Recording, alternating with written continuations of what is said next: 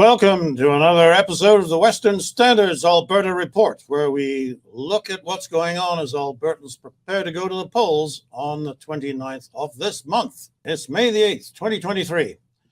I'm opinion editor Nigel Hannaford, and with me today we have, as usual for these programs, news editor Dave Naylor. Morning, Nigel. And business reporter Sean Pulser, former colleague of mine. And we'll also be hearing from legislative reporter Arthur Green and from our own very own Jonathan Bradley, who's been covering the election beat here in Calgary, even as the fires rage in the north. Obviously, this weekend, it was not the election dominating the news, but the enormous out-of-control fires in northern and western Alberta.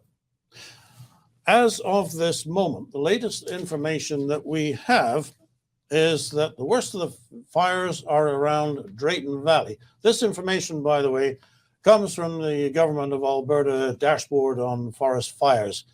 And according to the Government of Alberta's dashboard, Drayton Valley and Fox Lake, which is 550 kilometers north of Edmonton, have the worst of the fires.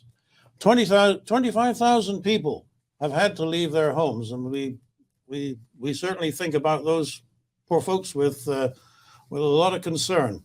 And the entire city of Edson, 8,000 people, has been ordered to evacuate. There are 103 active fires. Most of them are out of control, and the total land area involved is something in the order of 122,000 hectares. Now, what does that look like? Well, let me tell you that for comparison's purpose, the city of Edmonton is 68,000 hectares. So if you've got 120,000 hectares in flames, that's a lot more than the city of Edmonton. And for those watching in Calgary, you might want to know that Calgary has an area of 82,000 hectares. This is a very, very big fire. In fact, Premier Smith called it unprecedented. Dave, Premier Smith declared a state of emergency.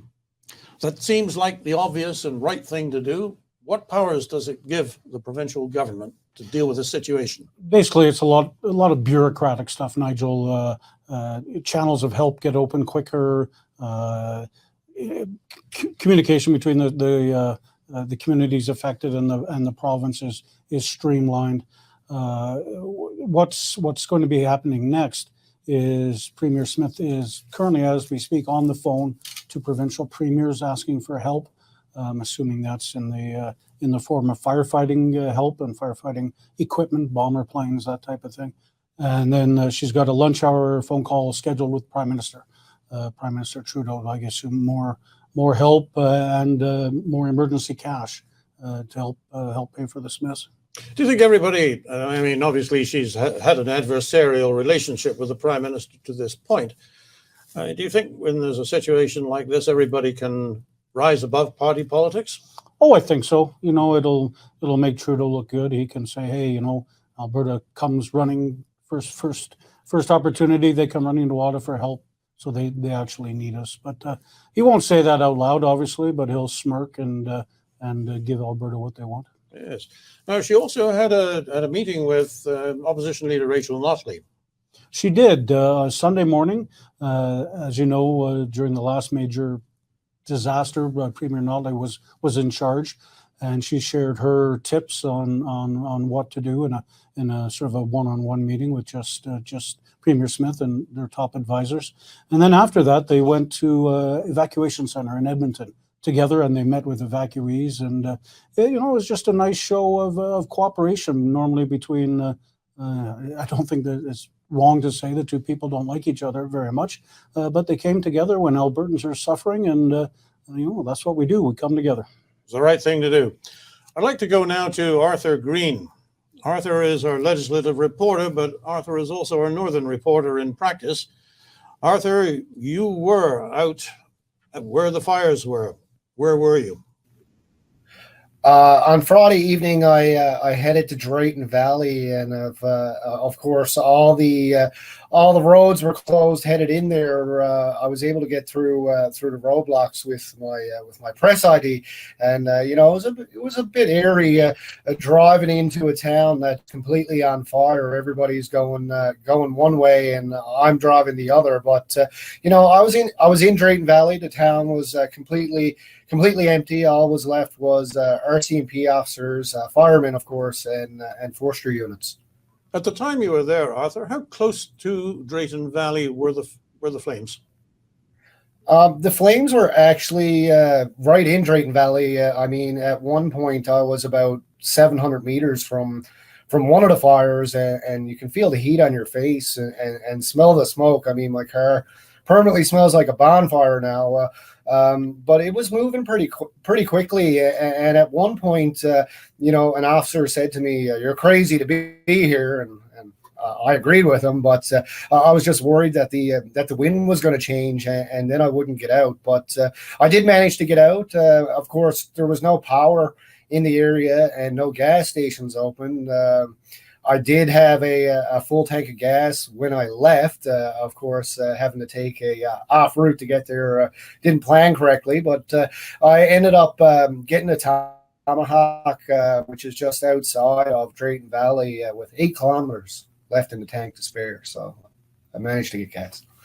Well, you've got more guts than a sausage. Now, tell me, Arthur. You took some footage, which I gather has gone around the world. What was that about? I have. I mean, I was pretty much one of the only journalists crazy enough to go into this zone. So France TV actually is showing the Western Standard footage in France.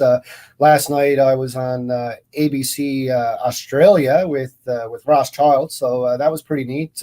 Internationally, people are coming to the Western Standard for their news about the Alberta fires. And yesterday, Nigel, I headed to Entwistle, and I said it right because a townsperson taught me how to say it. And I wanted to look for one of the most devastated areas in Alberta, and I was told it was this town. And of course, luck be have it, Premier Smith was actually out on tour at the time. She took time yesterday on the ground to visit these towns, and I actually attended with the Premier. Got to get in her SUV and go along. During this time, you may have seen the footage of the burnt trees and whatnot.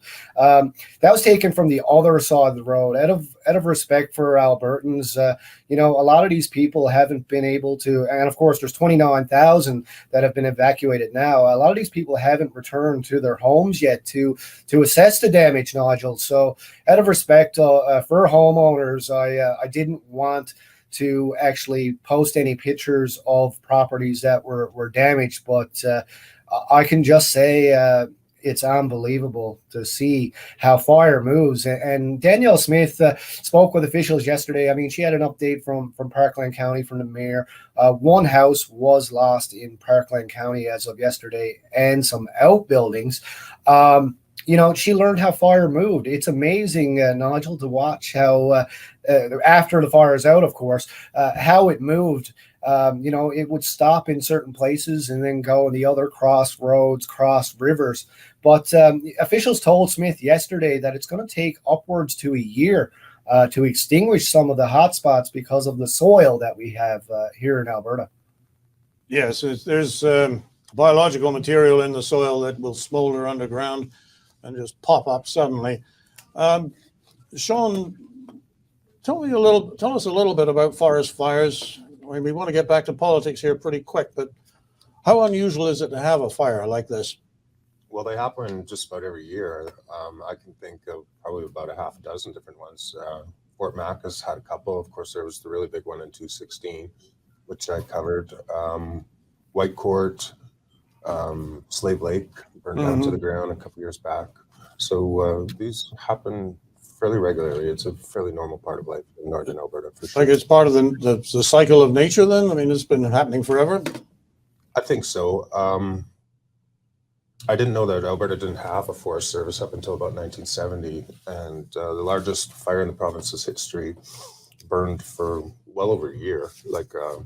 and it was up in the northwest corner, I think even further north than Fort Mac, before they actually got around to coming up with a Forest Service. But the other thing that's happened is that humans have encroached on a lot of this land. Like that land used to be pretty much uninhabited. And my understanding is can't say ancient times, but a few hundred years ago, that it would be quite common for all this forest to basically burn down and then regenerate itself. Yeah. One ugly thing we should mention, Nigel, looting. 4 people arrested in Drayton Valley for trying to loot a gas station after the town had been evacuated, arrested by the RCMP, and let's hope they throw away the key on those guys. Yeah, don't need any of that. Pretty despicable action. So there have been some other effects too, Sean. Like you were saying, wells closed in? Yeah. Northeastern Alberta there, Grand Prairie. It's called the Peace River Block, deep basin down around Drayton Valley. I used to work at the newspaper in Drayton Valley. The Pembina oil field is one of the largest oil fields in the world. So just doing a rough count this morning here, we're up to about 145,000 barrels a day so far, which would be about 4% of Alberta's oil production. But I wouldn't be surprised if that number is quite a bit higher. By contrast, in 2016, in the Fort Mac fires, they had to shut in 1 million barrels a day of oil sands. So it's significant, but it's not. I think the question that springs to everybody's mind is whether we're going to see the effect of that at the pumps. I'm not so sure about the pumps, but definitely in the provincial treasury, depending on how long it stays down. Hopefully it's only for a few days, but with the Fort Mac fires, we had 1 million barrels offline for almost 2 months. Mm-hmm. Mm-hmm. Darn it! Nothing like a big forest fire when you're in the middle of an election to take your mind off the issues. What issues we have, Dave? Issues we do have, and it seems like the election is sort of in neutral at the moment. The NDP and UCP candidates suspending their campaigns in the ridings that are affected, and certainly you're not seeing any campaign events from the leaders, Rachel Notley or Danielle Smith. So I think what's probably going to be happening. I don't think we would want to see leader events. No. They're playing it. They're playing it exactly right. Now is not the time for big rallies when so many people are in peril. So I think probably the only action you're going to be seeing is door knocking, I would guess. Local candidates out knocking on the doors and trying to curry votes that way. But Notley and Smith seem to be in sync in this one. We'll come back to the door knocking a bit later, but I did want to talk to. We need to bring Jonathan in, and because there was one announcement on recognition of foreign credentials, which Rachel Notley made. Was it on Friday? Friday afternoon. Friday afternoon, just before before everything broke out. Yeah. Hello, Jonathan. So you were there at the meeting. What exactly is the announcement? So the Rachel Notley held a campaign rally in the northeastern part of Calgary on Friday. She announced that if the Alberta NDP win, they would be expanding foreign credential recognition. She spoke about how she would be streamlining credential recognition, and anyone who needs assistance to obtain that would receive income support. And one of the stories that she based it off was she spoke with a lady named Harabwa Swami, who had trained as a licensed practical nurse in a medical assistant in the States, which in Canada would be a licensed practical nurse. And she wasn't able to work in that career because of foreign credential problems. So who is it who doesn't recognize the credentials? The provincial government or the professional bodies under which are responsible for these particular skills? The professional bodies. So did Ms. Notley say how she meant to address that with the professional bodies? She didn't say how she would, formally, she said, but she'd be streamlining the process, but she didn't elaborate on what that would entail. Obviously, Northeastern Calgary has a large ethnic and immigrant community, so I assume that was the point that was being made and why they held that rally in that area. Yes, I think you're right about that. But she didn't get into. I think we've all heard this theme both in provincial politics and in federal politics. many times. You know, it's the foreign trained professional who's driving a cab or doing menial work because their credentials are not recognized, and you feel a certain sympathy for the individual, especially when you wonder whether this might be just closed door politics with the professional bodies just to keep the rate up. Nevertheless, there are issues about how people are trained in other countries and whether they are trained to the same level as we expect in Canada. Did she touch on any of that at all? Not at all. But one point that she did make was she said that if she won, she would not rest until people could work in the careers that they deserve. Well, this is a frustrating thing because it's Miss Notley comes on stage, makes an announcement, no specifics, and there's young Jonathan who wants to know specifics, wants to ask questions about specifics to get those specifics. And as we all know, the Western Standard is not allowed to address Miss Notley. Exactly. In fact, did you say they had put a tail on you? Well, with me at that event, they had one of their staffers follow me around the entire time. Even just like as I was interviewing people, she was like watching over me, and as I was live tweeting the rally, she was like standing next to me the entire time, watching me. And I found it weird. Like, it wasn't like she was like hounding me or anything like that. It was just odd to have like a person like stand beside me as I was like, like doing my job. Jonathan, that is actually beyond weird. Sean, have you ever seen anything like that? Have you ever been tailed by a party official at a public meeting? Well, there was at the. I mean, you're a NDP rogue. If rally anybody in would have been, Edmonton. you would have been. So. Saudi Arabia. Yeah. Okay. Yeah. Okay. Fair enough. I think that makes the point. Jonathan, thank you very much. And Arthur, I don't believe I thanked you for your contribution earlier. I got to salute you, Arthur, for sticking yourself in harm's way and getting the story out for Albertans generally, but first for readers of the Western Standard. Well done. And Jonathan, well done. Thank What you. else have we got for the good people this morning? Foreign credentials, and then there was a promise to hire more teachers. How are we going to do that? Again, short on specifics. 4,000 more teachers. The NDP promised also on Friday in the lunch hour, I believe, and 3,000 more teacher aides. So that's 7,000 jobs there. No specifics how they're going to do it. No specifics how they're going to pay for it. And once again, we tried, but we're not allowed to ask questions to get those specifics. Mm-hmm.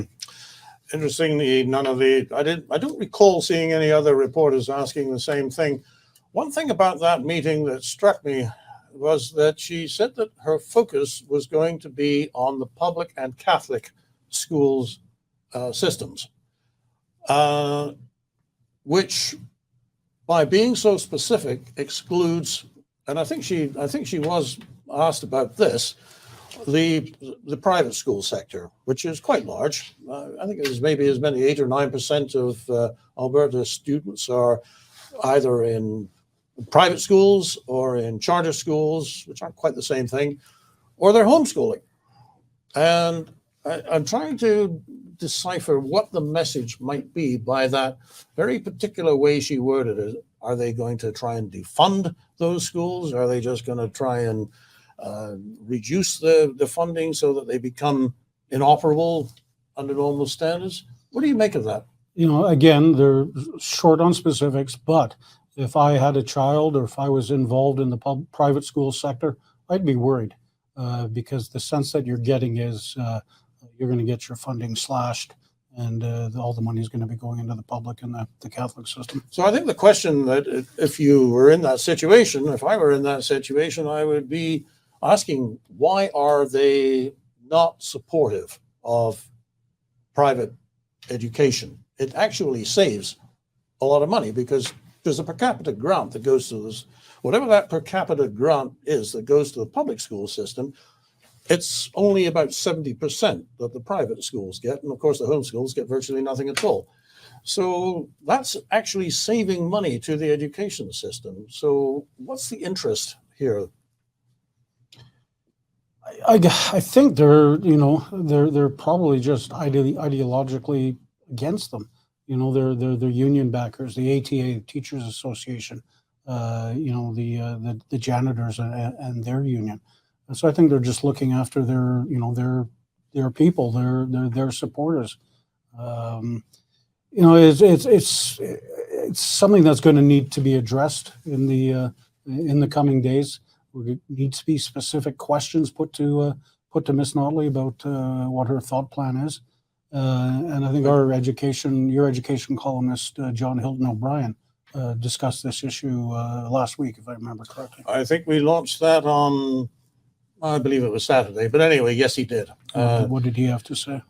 Very much what you said, except that he was more explicit. He thinks that the NDP is actively looking to defund and perhaps altogether eliminate private and homeschooling, because they just feel that all the children should go through the same sausage machine.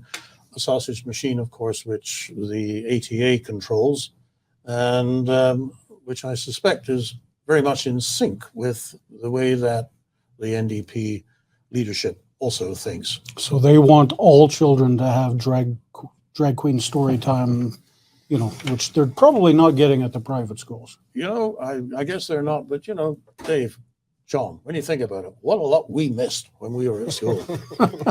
Oh, we had to concentrate on the 3 R's. We didn't have any. Yeah. Well, your comments reminded me of the Pink Floyd movie where he's going through the school, and I think it was a sausage machine of kids just going through the whole thing.